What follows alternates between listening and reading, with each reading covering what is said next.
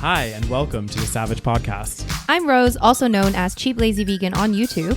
And I'm Daniel, one of your favorite guest stars on Cheap Lazy Vegan's YouTube channel. We're two friends who love to talk about the latest trending topics. So get comfortable and join us while we give our savage take on just about everything. You are currently listening to the previous episode of this podcast, but if you would like to listen to this week's episode and get some exclusive content, go over to patreon.com/thesavagepodcast. Hello, everyone. Welcome to another episode of the SaVeg Podcast. Hey, guys. For those of you watching on video, as you can see here, we have upgraded from the hallway to the bathroom studio. We are now on your bed. My bed. We've got a new studio. We're slowly upgrading. It's Rose's bed. Step by step. You can see my whole room, people. Mm-hmm. So this is my way of keeping my room clean. Mm-hmm. It's to film here. What do you think? I mean, let us know what you think of this random background. Yeah. We're just switching things up. I'm trying to always find the best way to film or the best place to film. I do think this is like, for me personally, this is like more comfortable. Oh, is it? Good. Yeah, because like sitting on like I liked the. I figured. I liked the backdrop of just the white walls, but at the same time, sitting there like that, it wasn't as comfortable, you know. And Daniel, I realized that apparently I am a loud motherfucker. You is. Because see, another thing is I think I placed the mic a little bit closer to my mouth. Your mouth. Yeah. Did you check the volume? I did. You double check. Yeah, but it'd be the similar volume, pretty sure. Well, everyone says that they can't hear you and that they can hear me screaming. It's because it's because that's accurately represents life. Excuse me. Okay. You know what? Actually, I was surprised because I think I just assumed that you talk loudly because you talk a lot. No.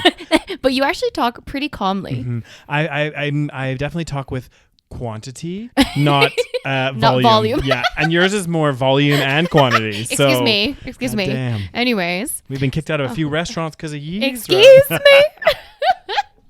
Just kidding. That's not true, people. This is how rumors start, Daniel. That's very I don't true. appreciate such rumors. Anyways, let us know of your thoughts of this new background. So we are officially in Rose's room on her bed where the magic happens. Not much magic is happening at the moment. You know?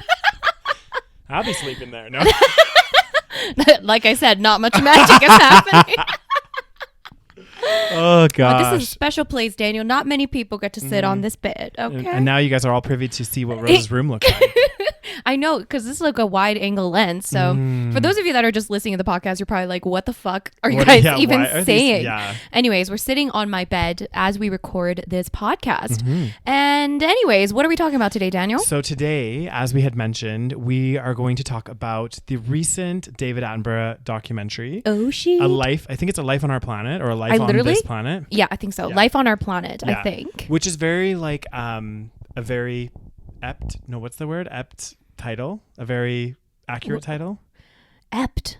I don't know what that word is. Anyway, it's a very accurate title because if you think about it, David Attenborough is like a full life on this planet. Right. You know what I mean? Because basically the whole premise of the documentary was like, because he's like 94. He's 93. Well, he's 93. He was 93 when the documentary was filmed. Is he 94 I think he just now? turned 94. Yeah. So he is old.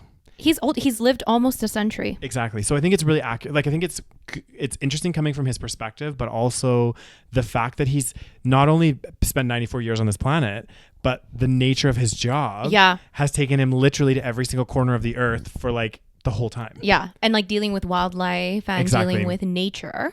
As he likes to call it, the wild places. He went to the wild places. Did you watch the documentary? I did. I watched it at my parents' house. I did fall asleep in the middle. Okay.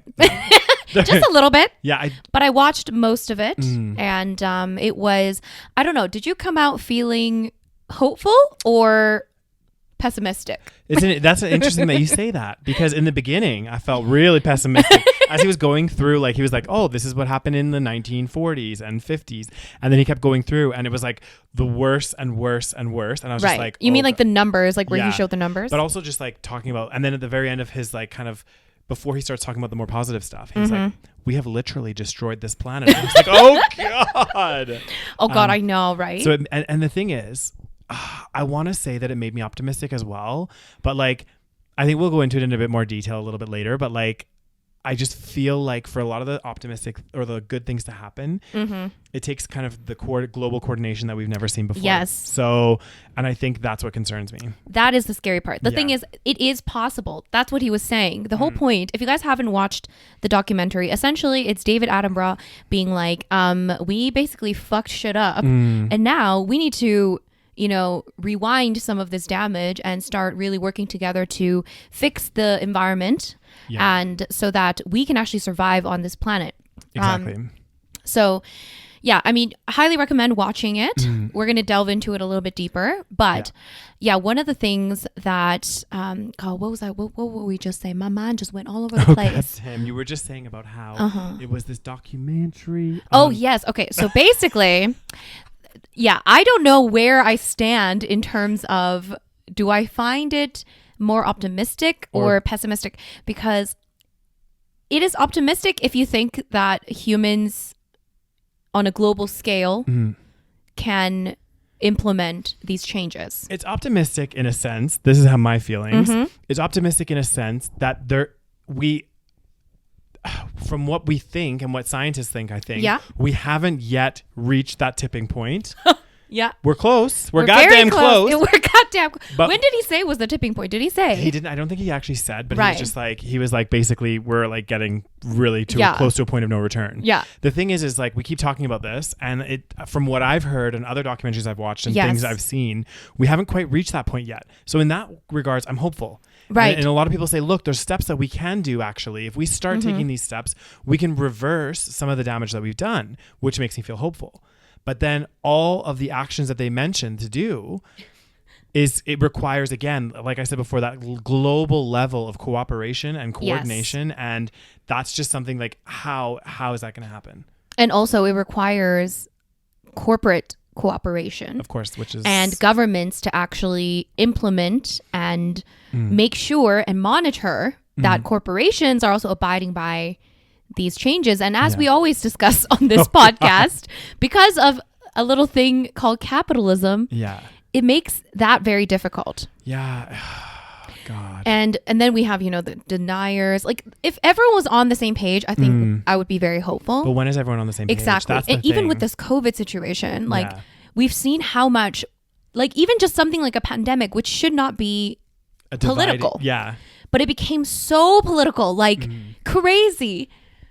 So I don't know. But I think that's just I think ultimately, I know this sounds really negative because I'm actually quite an optimistic person. You are. But I just think like, eventually we're going to be our own downfall. Do you know what I mean? Like, I think so. Like, it just seems that like it doesn't feel or seem like the level of change that needs to happen is happening. So, oh God, that's the thing. Because like they've been warning us for a long time. I mean, like long time. And there's actually some points. We should start like just going. Okay, let's go through some points. Should I pull up the key points? Do you think there'll be key points? There might be like a summary. I have some. Oh, you have notes. I don't have notes, but I have my own key points in my brain. Your brain is not a good source of information. God.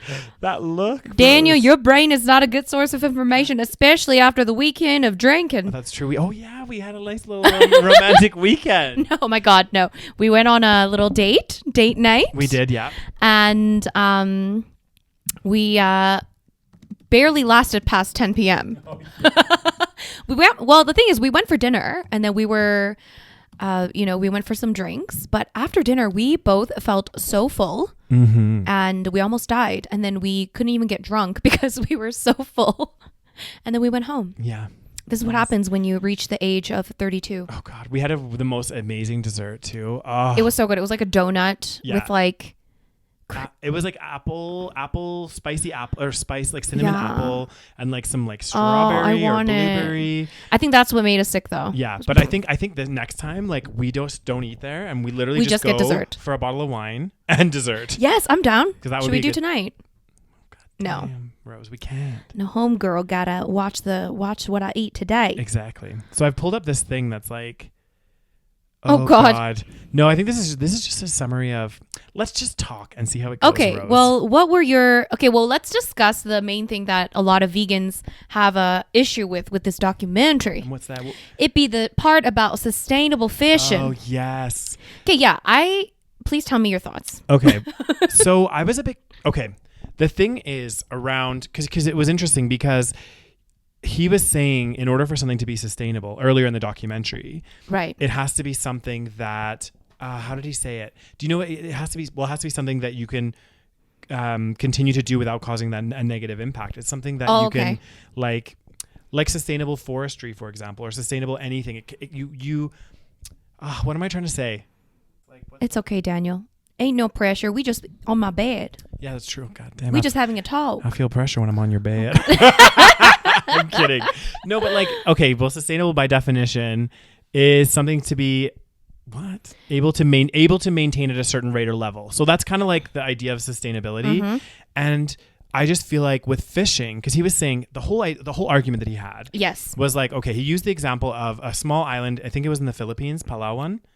Yes, somewhere like, and this. It's like known for its like, you know, I don't know, fish. The what do you call it, the coral reefs? Yes, yeah. Coral reefs. It's known for its reefs. It's known for people to go there and see the wildlife. And what had happened was obviously there's a negative impact because too many people were fishing.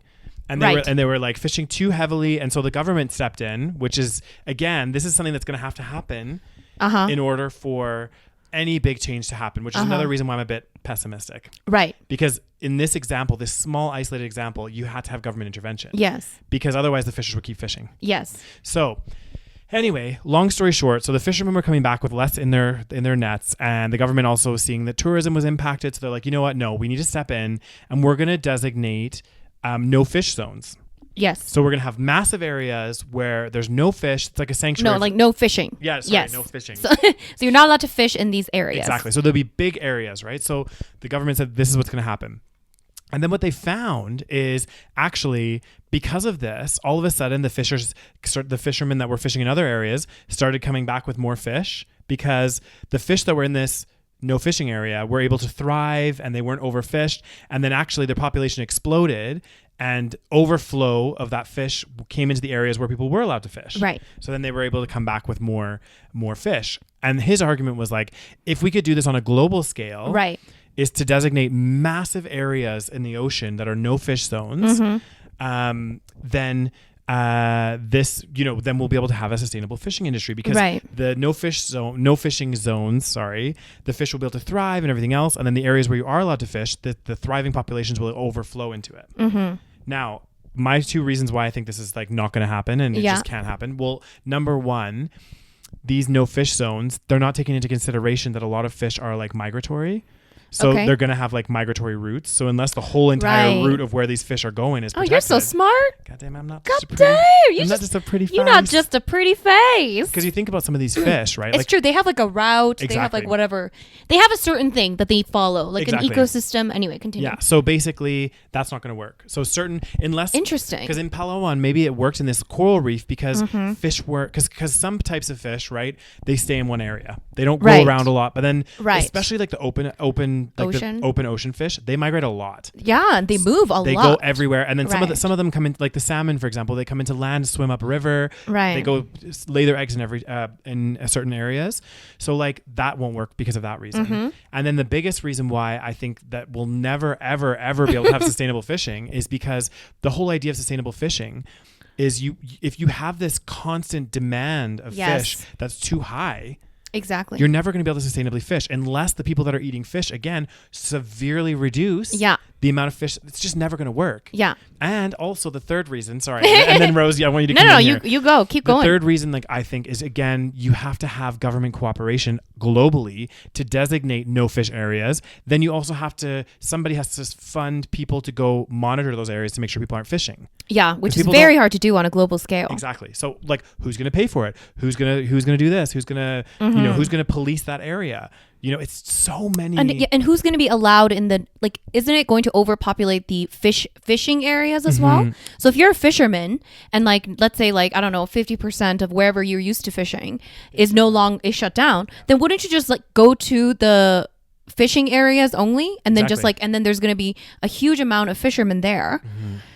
And I don't know. It's just, I don't think it can work. And like, it's just, this is my problem. I don't want to like knock the documentary at all because I think that it had a very good message. Yeah. And I do think, is it getting really dark in here? Daniel, should we turn on the light over there? Oh, I don't know if people want to see my face. I want to see your face. No, over there, you're Daniel, my bedroom light. It is Ooh. Oh my God. I need to, guys, I apologize for this lighting issue. 1 second. We were trying to work out this light. Anyways, I mean, it's a podcast. Okay, deal with it. Most people are listening. Like, most people watching. Are just listening, not watching. If you're watching, I apologize. Anyways, what was I saying? You were saying about how... the problem with documentaries like this, and I think Leonardo DiCaprio also made a documentary like a few years ago that was like, I can't remember what it was called. Oh my God, yes. But it was about environment. Change, yeah. It was about climate change. And he made something like a very similar type of wishy-washy argument when it comes to plant-based eating. Like it wasn't... Like, I just need someone to just fucking... Like, and the thing is, he said it. Like, David Attenborough did say, like, oh, if we all switch to a plant-based diet, we can... like whatever he said, we can like decrease the land use by like 50% or something. So he said that, but then in the same breath, of course, we're going to have to, of course, we just have to talk about the fishing. Sustainable fishing. Yeah. Because according to whatever the opinions are. Yeah. Now, I don't know if it is actually potentially, I mean, maybe I'm biased because obviously I'm vegan. So I don't want fishing to continue anyway if it's not necessary. Yeah. But you're right. It's definitely... It's going to be abused. I do think it is going to be abused, and like what fish feel pain, bro. God damn. Like it's like we just think that fish are just they're not worthy of any of our empathy. And they feel pain. There's a lot of suffering that goes into the fishing industry. Yeah. That's just something that people just always are afraid to discuss. But that's something that we should take into consideration as well. Mm-hmm. But yeah, even within the sustainable argument, it's like, I just kind of want someone to just be like, yo, man, we gotta fucking change everything. But like to your point, this is the part of the reason why I was like, I like this documentary as well, is because you're right. There has been other documentaries in the past whereby, God damn. Sorry, I'm trying to change. Okay, hold on. We're just gonna have to deal with it. Yeah. Anyways. Oh god damn, where's my train of thought going? We're talking about documentaries. Oh yeah, there's been so many other documentaries I've seen, like the Leonardo DiCaprio one, which I did see quite a few years ago. Yeah, it was a few years ago. That kind of touched on it, but not really. Like they kind of like brushed over it. Whereas I do feel like, okay, not disregard, but like let's just like put the sustainable fishing argument to the side. Right. But like the fact that part of the reason why I really like this documentary is the fact that David Attenborough brings it up, but it also, I really like the kind of argument that he brought up with it. And which I've thought of this before, but I just thought it was a really great way to put it. So he was like talking about, for example, the African savannah. Okay. Right. And you see a like picture of this beautiful cheetah and stuff. And he was like, look in nature. Mm-hmm. He's like, typically in nature, like you're only going to see very small number of these apex predators. Right. Of like lions, cheetahs, all of this stuff. And for each apex predator, like a cheetah or a lion, it takes 100 or 150 herbivores to support that. And for 100 and 150 herbivores, you need so much land to support all of those. So he said, by eating a burger or by doing this stuff, we're unconsciously demanding that amount of land. Mm-hmm. So that's why the whole argument when he said, if we all went to or ate primarily plant-based, the amount of land that we were demanding for our food would essentially, half, if not more, less than half. Right. So I just thought that was a really, really great way of like. That is a very good way of putting it. Yeah. Yeah. Because so many people are like, oh, there's just, I feel like there's just you can't argue that because it's true. Yeah. It's true. Like if you that's why in nature, well, that's the thing. People always like to make the nature argument when it comes to like eating meat or something. They're like, oh, it's natural. I'm like, actually, it's not. Yeah. And not in the numbers that we eat meat, and not especially with the current population, how large it is, the human population. It doesn't make sense that we are like living and eating a diet predominantly with a lot of meat. Yeah. Well, and this is the thing he said as well, to continue on that as well. He was like, look, you can't talk about one apex predator for so many of these animals demanding all of this land. And then he's like, the world just does not have the resources or the land to support 8 billion meat eaters. Yeah. It just doesn't. That's crazy. So when you look at the population, like we're heading towards 8 billion people on the planet. And he was like, and you know, fair dues. He's like, every time you're eating meat, you're demanding again that huge amount of land, right, to support it. And yeah, maybe people might say, oh, well, you know, they're in factory farms and everything, which is really, really sad on its own. But each of that cattle or those animals that are in those factory farms, you still need to grow all the food to feed them. Exactly. So either way, you're still demanding a massive amount of land. You're using so many resources. Just so you can eat, you know, these animal products. And yeah, I don't know. It's fucked up. But this is what made me, like, you know, we were talking about being optimistic versus pessimistic. Yeah. And this is what made me feel, in one way I was like optimistic. I was like, well, if this did happen, you know, then, and we like how amazing would it be if everyone all of a sudden was like, woke up to this. And they were like, actually, you know what? I am going to like severely cut back on my meat intake, everything else. And what happened on a global scale to the point where we could take back 50% of the land that we've been using. And we could start seeing some of these changes happen. I mean, it would be amazing. But the pessimistic part, and the part where it gets me really sad, is the fact that I don't ever see this happening, unfortunately. And I know that's a really negative thing to say, and I don't want to like just be honest. Yeah, I just don't see it because, you know, this way of eating and this, it's just like been ingrained into our cultures, into our, and it's just like nobody seems to be. Well, there's not nobody. That's a lie. It's growing. It is growing. Yeah, it is growing. But it's not on the scale that we would like. Exactly. It's not fast enough. Yes. Right? So, and I think that's the issue is we're creeping quite quickly to what scientists are saying is this breaking point of no return. Right. And yes, we're having increased people becoming aware of this, starting to become like vegan or more plant-based.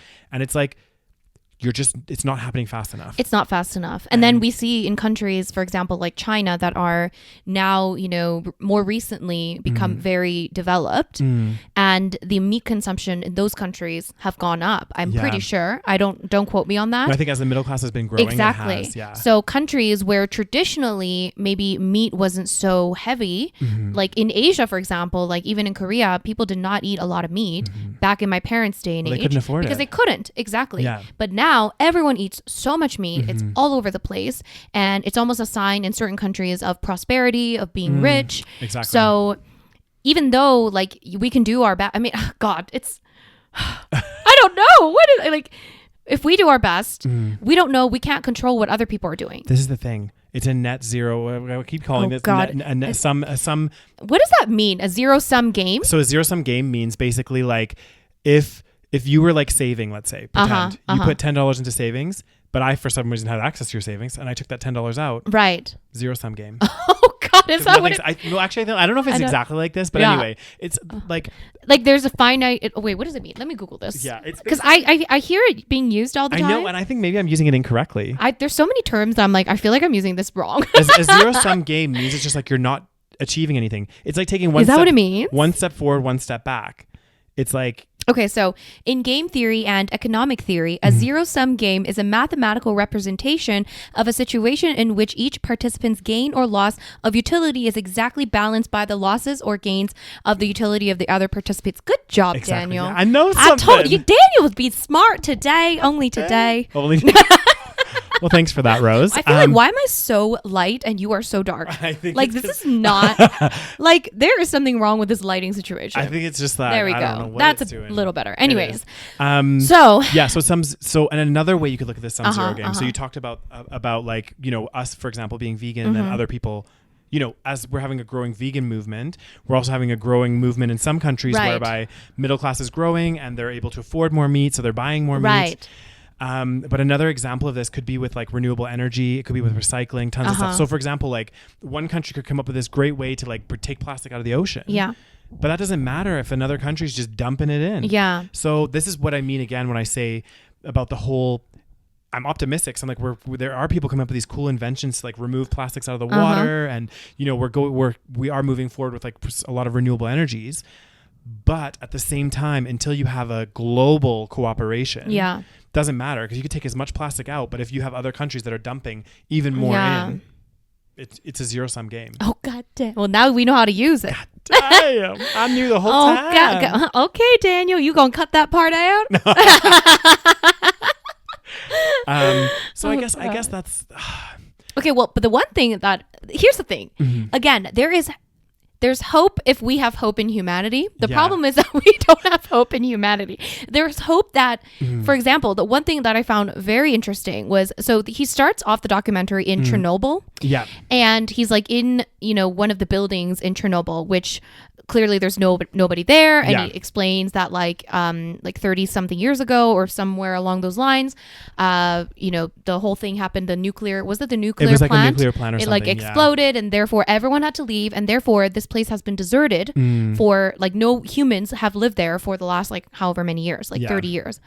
And what I found very interesting was that at the end, he goes back to Chernobyl and it shows the amount of wildlife that has grown in Chernobyl, which I did not know because I thought it was just all dead zone. Yeah, because it's like radiation. I thought radiation kills everything, but I guess like maybe even if humans can't live there, like plants can still survive. And I think he said like over the last like 20 something years, like things have started growing and like incredibly so. Like wildlife, there was like wild horses and like just random wild animals in Chernobyl because humans were not there to destroy what was there. This is what I mean. This is why it's sad for our because it's like saying, okay, well, are we're gonna die out?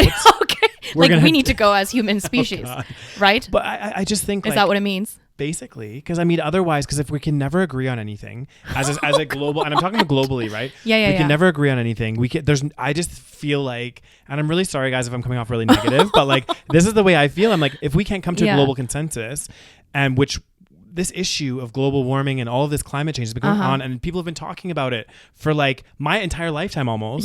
So 32 years. Right. And we're still no better. We're actually worse than we were 30 years ago. Yeah. And there's been people talking about it this whole time. I think people are maybe starting to wake up to it more now, but it's not like in the 90s there wasn't that whole like, I remember, I think it was Al Gore or someone? Yeah, Inconvenient Truth. I mean, this stuff it's not new. Yeah. Do you know what I mean? And that's why like I'm like, we haven't come anywhere in 32 years. Well, maybe we have, but a little bit, but like overall we're still, we're not making progress. Do you think something catastrophic will happen and then we'll maybe do something? Yeah. Like, for example, like obviously catastrophic things have been happening. Yeah. But unfortunately, a lot of that has been happening to countries like poorer countries, third world or developing countries that we unfortunately as in the developed world don't pay that much attention to. Yeah. And so we don't see it as like it's like a direct threat, even though we're doing all this damage and we're doing all this stuff. Yeah. So I feel like in order for us to maybe even wake up, something catastrophic almost has to happen to a developed country. 100%. Like the US or something. Well, it's because it's that whole idea of like out of sight, out of mind. Like think about a lot of stuff. So, like the importance of recycling, trying to reduce how much garbage that we are. This is just one little example. Well, I think that people would do that more if the garbage dump was right next to their house. Right. Do you know what I mean? Then they'd actually have that like feeling like, oh my God, I actually don't, this is getting out of control. Whereas if you can't see it, it's away from you. It's happening in developing countries. Yeah. You're kind of like, well, what's the big deal? Yeah. Because you don't see the damage. It's not happening directly to you. And I know in some areas it's started to, like we have the wildfires in California that have been increasing in frequency. People are still in denial. Yeah. This is the crazy thing. Like, this is why I'm so pessimistic. Is there's so many people still. And David Attenborough actually brought up a really good point in his documentary that I didn't know about, but it actually makes sense. When he was talking about, with the whole global warming and how we've been burning fossil fuels, right? And he talked about how up until the 90s, roughly the 90s, we'd been sheltered a bit by it. Because what had happened is, I guess, the oceans were like absorbing some of that heat. Oh. Like they were kind of like, and that's why the ocean temperature has been rising. Coral reefs have been dying. So it's been not mitigating, but it's been making it less impactful, because they've been kind of like taking the brunt of that. Oh, God damn. Am I too far from my face? Like yes, you're this be why they can't hear you, Daniel. Okay, damn, Rose. They got to turn up the mic when you be talking. But yeah, so, oh God, it's just, and then also we have like this natural layer of ice at the bottom and the top, right? Which is going.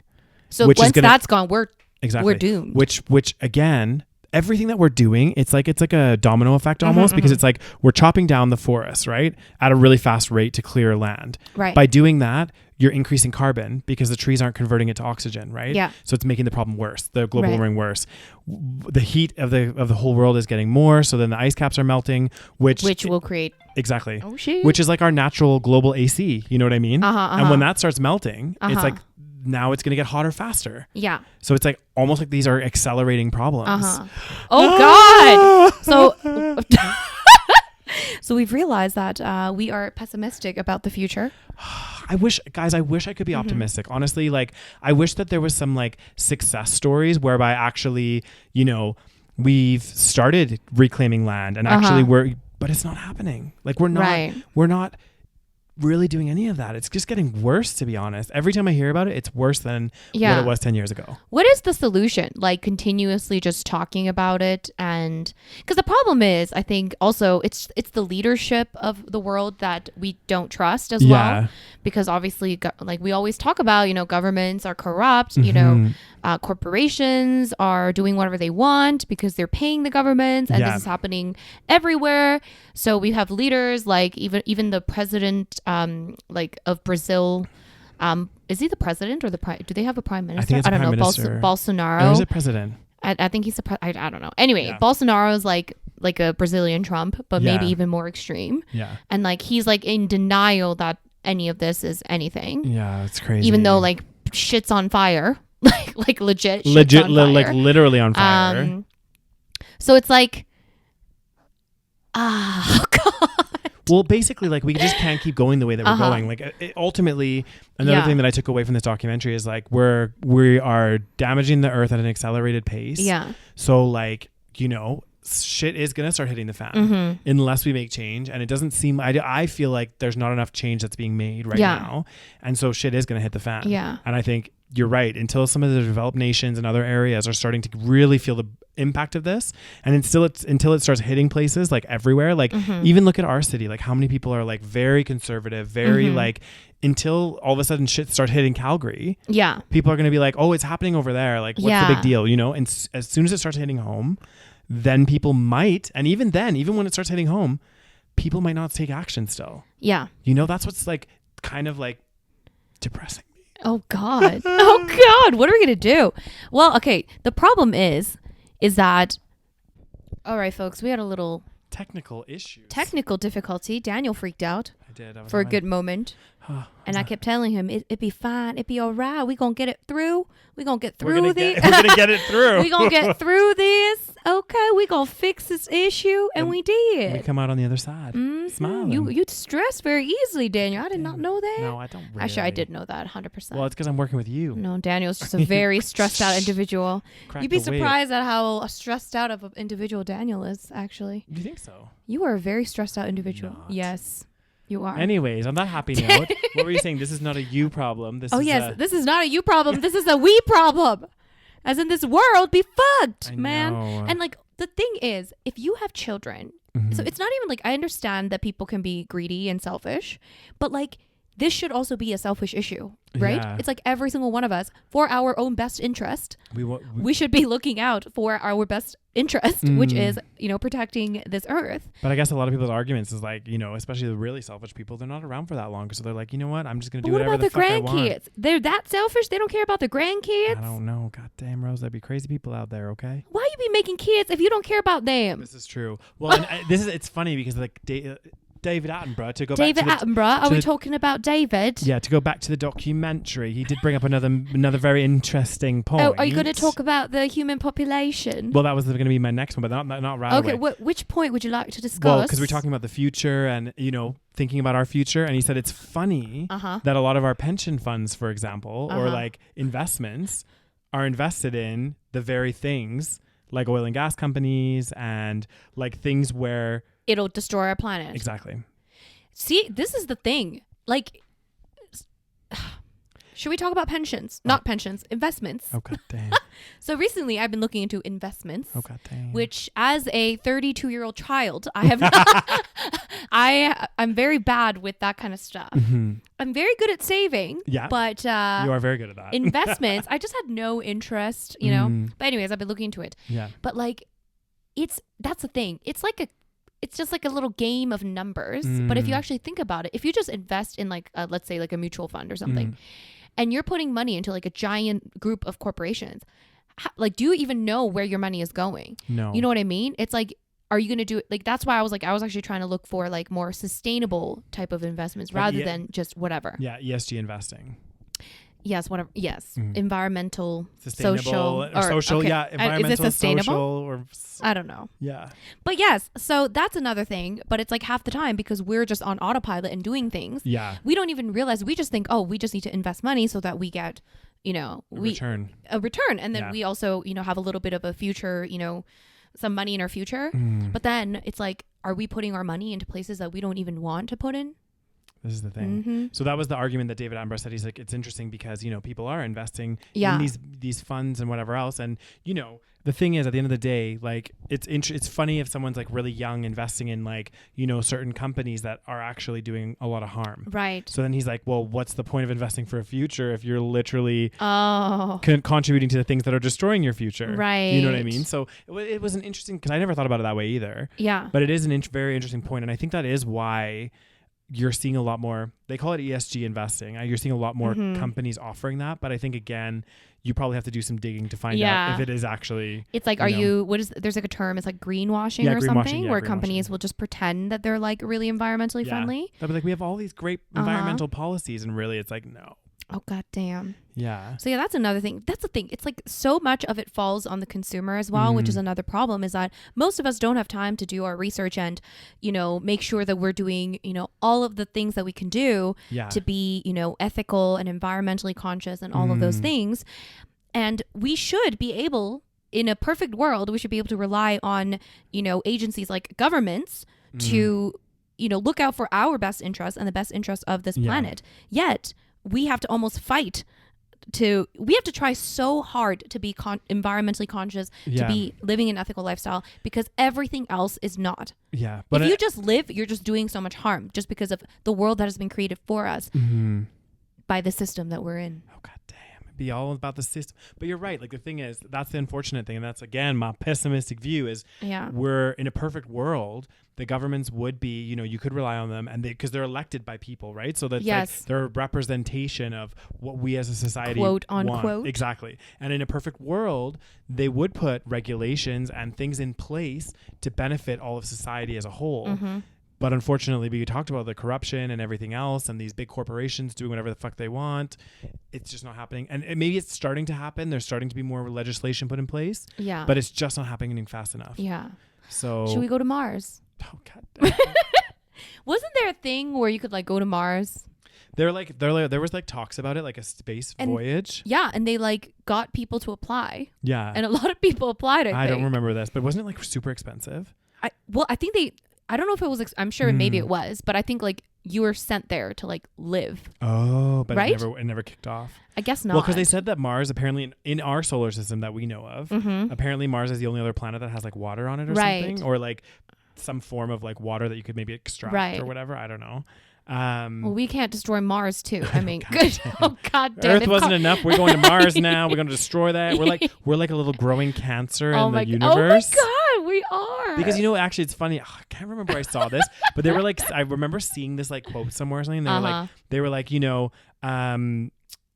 are like parasites because we're the only other living being that destroys the host that we're on. Oh, God. Which is the planet. Because it's so true. Because every other animal exists within an ecosystem. And even David Attenborough said, like, when, for example, there's population controls in place. So again, this is like another issue. But like, for example, if there's like this type of bird that thrives on a certain nut or something, and all of a sudden there's not that many predators, the bird population explodes, but there's only so many these like nuts that it eats. So actually that in turn is a form of population control. Right. So their population can never get too big because there's not enough food to sustain them. Right. But we've artificially created. Exactly. And we've artificially, like, we've removed all of our predators, or we've sheltered ourselves from our predators in a sense. Yeah. And like, we've created this, we've just created no limits on, and that's why the population has grown so much, because there's no natural selection. Exactly. And there's no point of where it's like, there's no more resources to sustain. Well, I mean, there will be. We're going to hit it. Yeah. Eventually, there's going to be no more resources to sustain us. Yeah. but that's why the population's grown so fast. And he's saying it's like we're on track to hit like in like by 2050, 11 billion people. I know, or something. it's insane. Crazy. It's insane. And what's going to happen then? I mean, and that's going to be in our lifetimes. Oh, God damn, Daniel, I'll be scared. I don't know what's going to happen. That's like, we're only going to be in our 50s when that happens, Rose. What's going to happen? Going to be a scary There's going to be a class warfare. Oh God. I think that there is going to be issues around more natural resources, like water is going to be a big one, things like that. Like it's going to get messy. It's going to be scary. Is it going to be like Snowpiercer? We'd be stuck on a train. Yeah. Because outside be too fucked up to live. Have you guys seen that movie? It's called Snowpiercer. It's on Netflix. Is it on Netflix? No, the movie's not on Netflix. No, it was. I guess they got rid of it. They must have, it used to be on Netflix. Yeah, because I searched it after you told me. Because you're like, Daniel, watch Snowpiercer. So I like looked, and there is Snowpiercer, but it's actually like a series. Yeah, so they recently came out with a series. The movie came out, I think, a few years ago. And essentially, if you don't know what it is, it's basically this dystopian world, dystopian future, where there is this train that basically has the entire world's population in it, which is not that many people because everyone else died out, I think. Yeah. So then this train just kind of keeps going around the world because outside is apparently inhabitable. It's inhabitable? Yeah, inhabitable. Inhabitable. Inhabitable. Yeah. People can't live outside. Okay. Yeah. Anyways, so because of that, everyone is on this train, and it's really like interesting because within the train there are different class systems as well. So then in the back of the train we have, the third class, people that are really poor and they live in like shitty conditions and they get abused and all that stuff. And then the front of the train is like first class, like super rich people. It's really, really interesting. It's by the same director as Parasite. So highly recommend, although it's kind of disturbing. But I haven't seen the movie, but I'm going to watch it at some point. Oh God damn. The series on Netflix was really good too. It's very similar concept. You watch the whole thing? Yeah, I watched the whole series on Netflix. Damn. Is it Hollywood?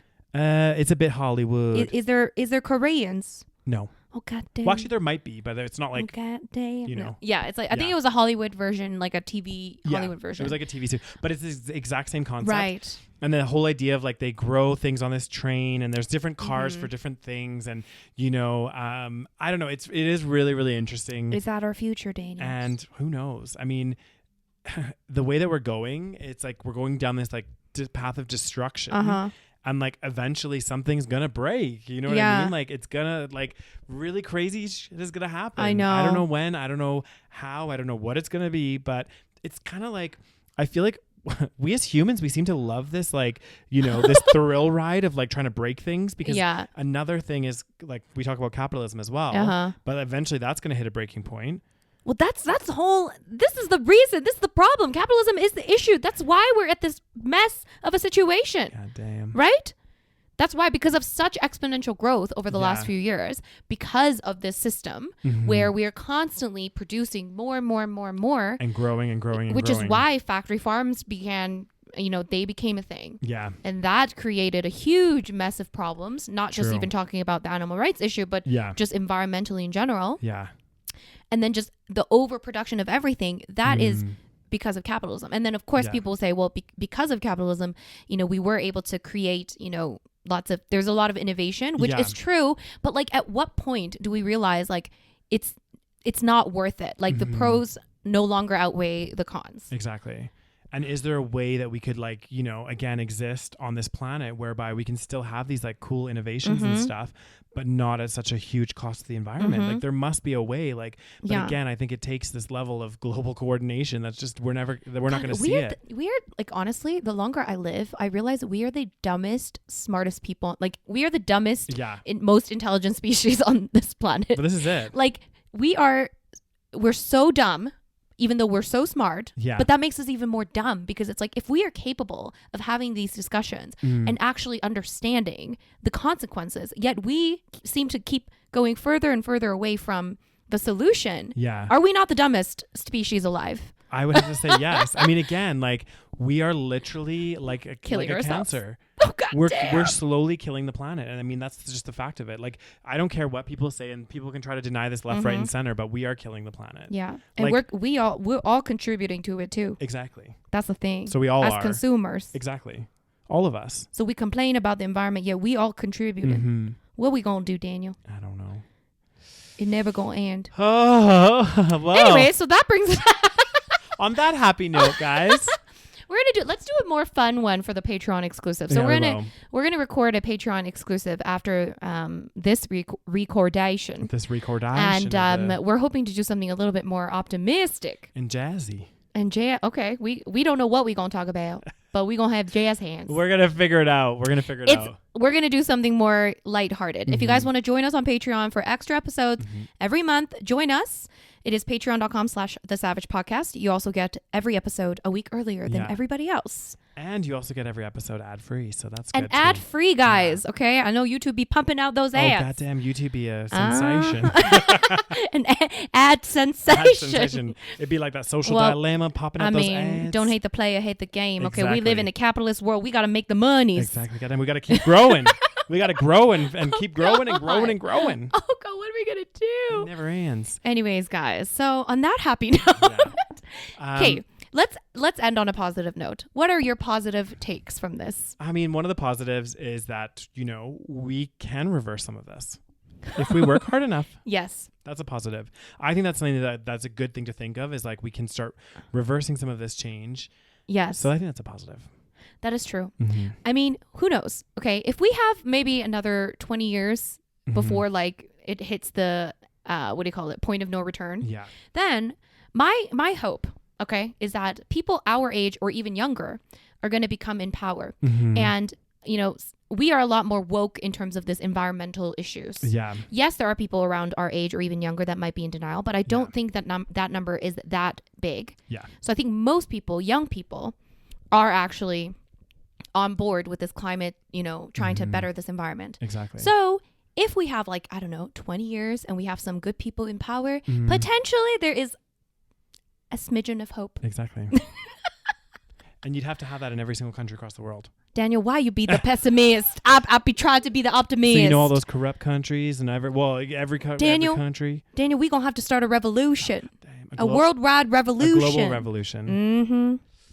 I mean, think about the Black Lives Matter protests. Maybe we can do something like that with the environment, Yeah, we have to think of something. Mother Earth matters, God damn. It does. We should go out there with the picket signs. Anyways, guys. Yeah. So I hope you guys enjoyed this episode. Make sure to give us a little like if you're watching on Instagram. God damn. On YouTube. If you are listening on iTunes, give us a little rating. 5 stars. Yeah. And look how cute we are. Yeah.